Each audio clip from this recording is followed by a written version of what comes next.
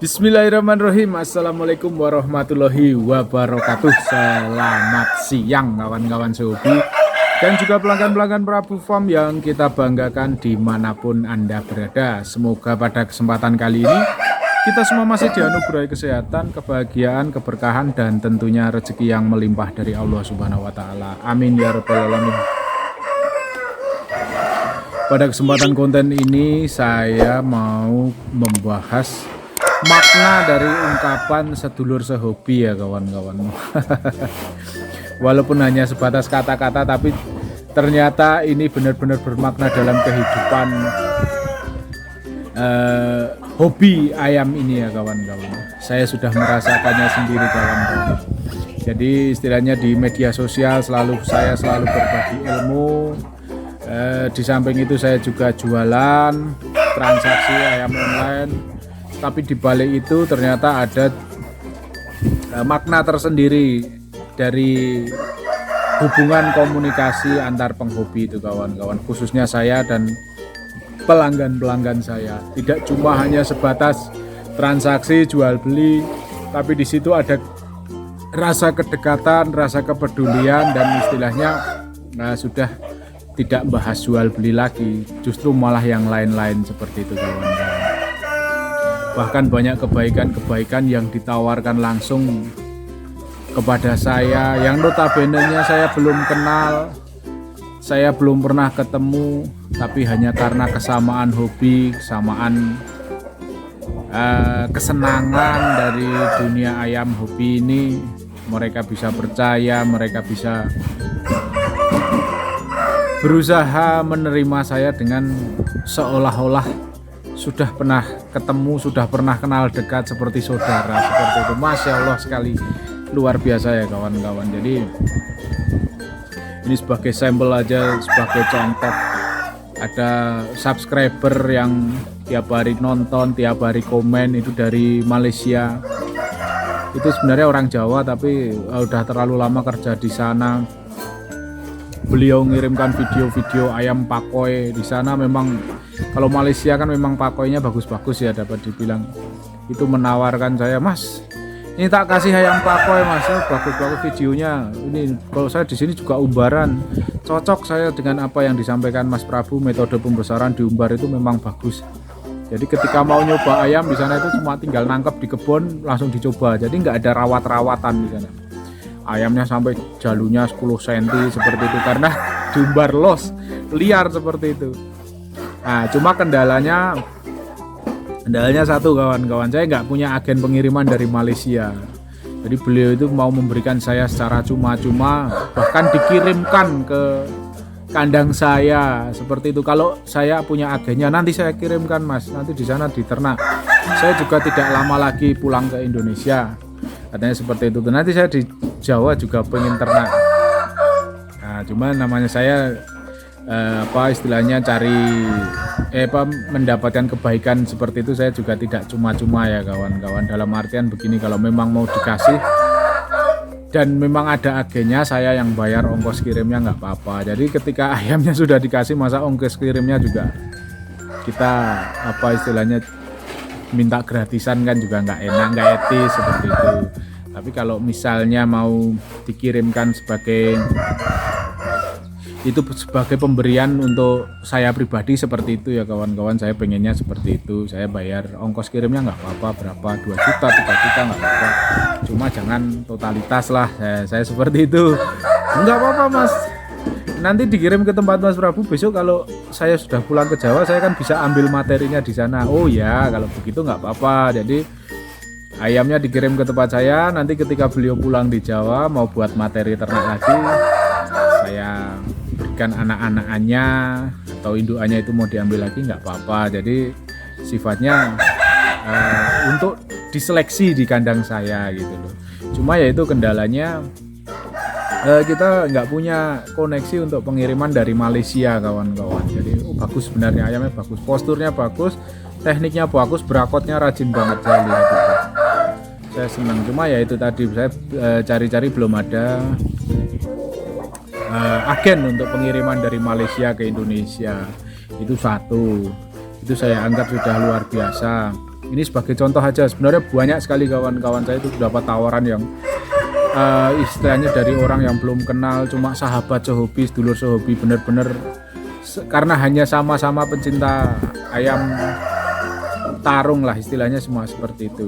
Nah, ini kemarin ada lagi pelanggan saya baru ngambil pertama itu dari daerah Lampung. Ayam baru saja saya kirim itu obrolan panjang lebar, saya ditelepon terus. Mungkin karena kecocokan, merasa cocok dengan komunikasi saya, beliau telepon terus.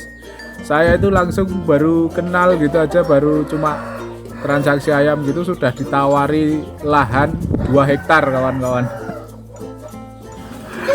2 hektar, Mas, ini kalau mau buat ternak ayam, ini saya punya lahan 2 hektar sudah di tembok mubeng bekas kandang sapi, itu tinggal disekat-sekat, nanti mau ternak ayam berapa ribu itu masuk. Kalau kurang itu sekitar situ saya masih ada lahan 20 hektar katanya. Aduh Pak, kalau 20 hektar jangan ternak ayam lah, buat ternak kuda aja malah bagus. Atau sapi diumbar. 20 hektar kawan-kawan. Crazy rate-nya Lampung ini. Ya, beliau merasa sudah cukup untuk urusan duniawi, beliau sudah cukup dari segi ekonomi, dari segi finansial, beliau sudah sangat mapan sekali lah, sudah tidak memikirkan seperti itu. Beliau hanya menikmati masa-masa tua, anaknya sudah ya mentas, sudah ada yang jadi dokter, baca macam-macam, pokoknya beliau hanya pengen menikmati, hobi itu menikmati. Tapi masih seneng buat ngadu ayam, buat tarung ayam, seperti itu dia masih seneng. Ini rumahnya di Jogja juga ada, sering ngadu di Jogja katanya. Oke, kapan-kapan kalau main ke Jogja nanti saya yang ngairin ayamnya Pak. Seperti itu. Ya walaupun mungkin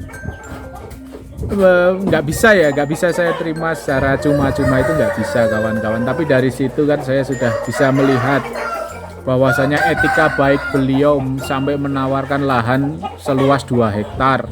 Masih ada simpanannya di sekitarnya 20 hektar. 22 hektar bukan lahan yang sempit loh kawan-kawan. Kandang saya aja segini cuma 700 meter persegi udah cukup luas. Apalagi 2 hektar. 2 hektar itu 20.000 meter. Sudah di beteng mubeng. Sudah di pagar tembok gitu loh kalau buat ternak. Cuma ya itu daerah Mesuji, Lampung, jadi jauh sekali. Itu kemarin yang ayamnya trouble pengiriman karena nggak ada bis itu kawan-kawan. Cuma kita salah persepsi. Jadi kalau bis tujuan Mesuji memang agak sulit. Cuma lokasi beliau itu ada di jalur ke Palembang juga bisa. Jadi saya ikutkan bis yang ke Palembang, turun di COD di pinggir jalan karena kebetulan beliau juga usahanya macam-macam, restoran di sepanjang jalan Lampung Palembang itu banyak, jadi bisa ketemu di situ. Jadi seperti itu ya kawan-kawan, memang sedulur sehobi itu benar-benar nyata itu. Kita hanya dari kesamaan hobi itu bisa memecah batas yang mungkin tidak akan bisa kita lewati kalau kita bukan sesama penghobi seperti itu. Jadi mungkin antara saya yang notabene-nya golongan ekonomi lemah bisa ketemu dengan orang-orang yang tingkat kekayaannya luar biasa seperti itu. Kalau bukan dari hobi, apa mungkin saya bisa mengenal beliau-beliau seperti itu? Kan tidak mungkin, istilahnya dari strata kita terlalu jauh seperti itu.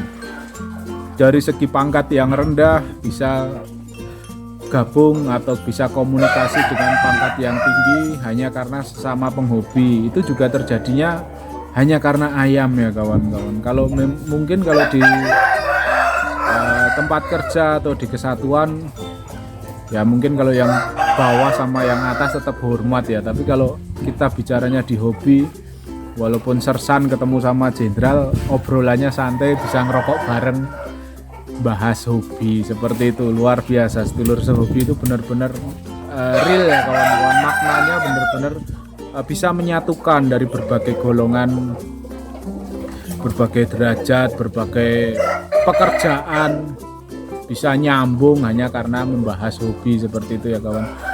Nah, kalau misalnya di kantor beda pangkat ya nggak mungkin lah kita bisa ngobrol enak, santai, slow, ngomongin pekerjaan tetap wah hormat terus ya. Tapi kalau di kandang atau ngomongin ayam kita bisa slow, santai seperti itu. Kalau untuk saya pribadi, prinsip hidup saya simple ya kawan-kawan, datar. Jadi dengan yang lebih sukses, lebih kaya, lebih ya serba lebih dari saya tidak pernah minder.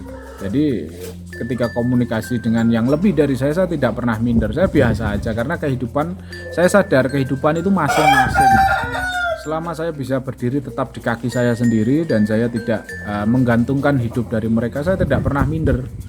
Begitupun sebaliknya, ketika ada sahabat atau kawan yang istilahnya mungkin derajatnya, kekayaannya atau kemampuannya di bawah saya juga tidak pernah menghina. Seperti itu. Jadi kita low profile aja, di datar di situ. Jadi sama yang lebih sukses, lebih kaya kita bisa gabung, tidak pernah minder. Ketika dengan yang lebih bawah kita juga tetap komunikasi enak karena kita tidak pernah menghina. Karena ya itu prinsipnya, kehidupan itu masing-masing ya kawan-kawan. Jadi ya orang di seperti itu pun tidak perlu kita istilahnya menyinggung apa yang menjadi kekurangan orang lain. Dan kita juga tidak perlu menjilat kepada orang yang lebih sukses atau lebih kaya daripada kita. Karena pada hakikatnya yaitu kehidupan itu masing-masing seperti itu. Dan baik orang kaya, baik orang miskin, itu semuanya pasti ada rasa pengen dihargai, pengen dihajeni, atau pengen dihormati. Jadi pada dasarnya kita komunikasi yang saling menghormati, itu pasti akan terjalin komunikasi yang baik. Apalagi kita sesama penghobi ngomonginnya soal ayam aja, nggak usah bahas pangkat, nggak usah bahas kekayaan, itu ke masing-masing juga. Jadi nanti syukur-syukur ada yang kaya bisa membantu yang miskin, yang lemah, hanya karena dari kesamaan hobi itu. Luar biasa kawan-kawan. Jadi manfaatkanlah hobi ini dalam hal positif-positif ya kawan-kawan. Walaupun kita bahas ayam aduan, yang dibahas jangan judi aja.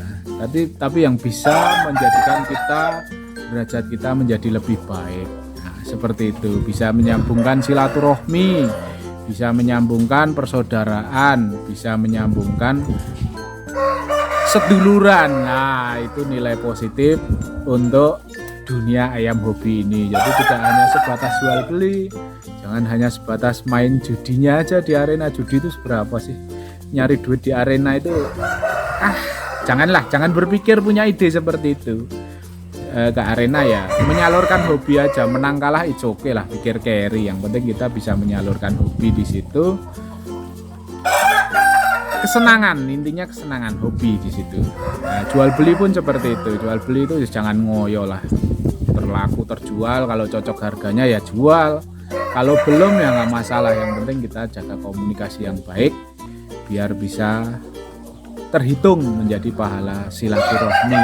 Itu bagi yang muslim pasti harusnya pola pikirnya seperti itu ya kawan-kawan. Karena bagaimanapun juga silaturahmi itu memperlancar rezeki dan juga memperpanjang usia. Itu sudah ada di Al-Quran. Kalau bagi yang muslim wajib mengimaninya. Jadi kita menjaga silaturahmi dengan komunikasi yang baik itu tidak ada salahnya dan tidak ada ruginya. Perkara jual beli cuma kalau cocok saja. Seperti itu kawan-kawan. Oke, video yang singkat ini semoga menginspirasi kita, menjadikan kita open minded. Jadi pola pikir kita terbuka bahwasanya dunia hobi itu manfaatnya banyak. Laki-laki nggak punya hobi gampang stres kawan-kawan. Yang kaya aja bisa stres, apalagi yang miskin. Miskin nggak punya duit, nggak ada hobi gitu, wah mumet. Jalani hobi dengan santai, dengan bahagia, agar hidup ini lebih bermakna. Oke, salah-salah kata saya mohon maaf. Wabillahi taufiq wal hidayah. Wassalamualaikum warahmatullahi wabarakatuh. Sukses untuk kita semua.